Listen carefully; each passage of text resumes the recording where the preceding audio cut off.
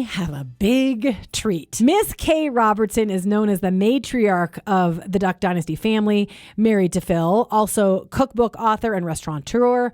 This is an unscripted question, but it occurs to me that God chose you, Kay, to be that example of a committed wife and a faithful mom so Americans could see those values played out. So I'm thinking, Kay, I was reading through some statistics this morning during my prayer time, and I started to cry because I cry all the time, and saw that marriage is at its lowest rate since America began to track the statistics back in 1867, I believe.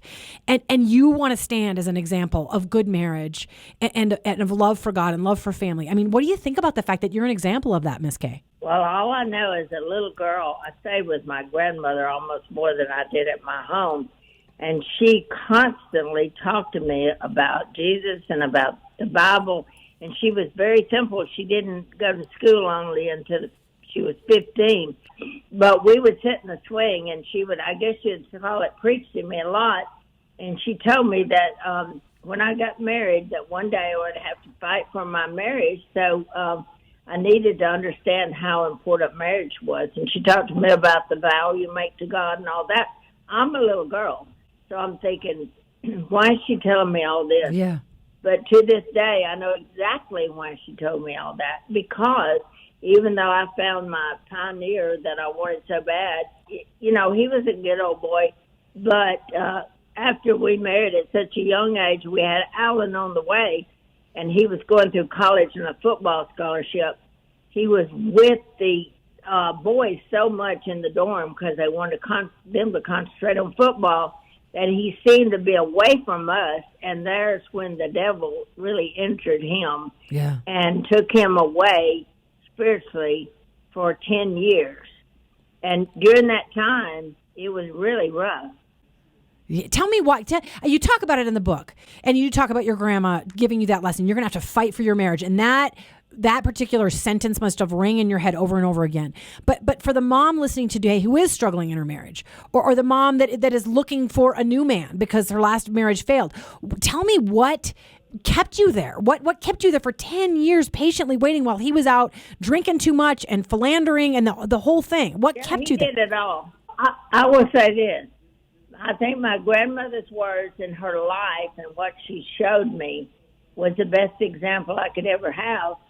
And so when it got bad, I just prayed more and more and more and tried to, really understand, what it was like to fight for your marriage, which is what I did for 10 years. Yeah. And so I'm telling you, from the 10 years till he kicked us out at the end of the 10 years because he said I was ruining his life.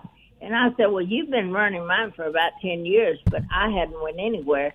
And but he just decided we were a burden, me and my 3 boys. And so we left and got a little apartment and all that. It was so sad. We prayed for him every day and just prayed and prayed. And he finally met me at work at my lunch hour.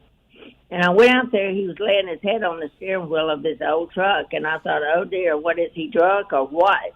Yeah. And when I opened the door, he'd been crying. He said, Kay, I can't live without you. I can't live without my family. He said, you got to let me come back. I said, well, you're the one that put us out. Do you remember that? And he said, yeah, that was a stupid, drunken thing I did. I said, I need you to talk to somebody before we'll bring you back because you don't understand. And so I've got somebody who can explain it to you so well. Why we changed and you didn't. Yeah. So he had went to the church, and when we came in the back door, me and the 3 boys, we saw him, and they were taking his confession, and he was fixing to be baptized. And I looked at my little boys, the tears were just running down their eyes, and they looked at me, and Jason said, does this mean the devil's not being our daddy now? And I said, that's right. Jesus Christ is going to be in your daddy. And then a few minutes later, Jason said, Mama, please teach him not to cuss in church. Oh. I said, Jace, we'll all teach him how to live the right life. And here's the great thing. As a mama, and this being a show to honor moms and encourage them, You were setting an example then that your boys have grown up to follow in, that God is faithful and that marriage does matter. I'm telling you, there were times when I stood alone. I mean, my whole family said, leave him. Phil's family said, leave him. And everybody just wanted me to give up and move on. And I said, no. I said, it's a vow I made to God. And this is part of fighting for your marriage.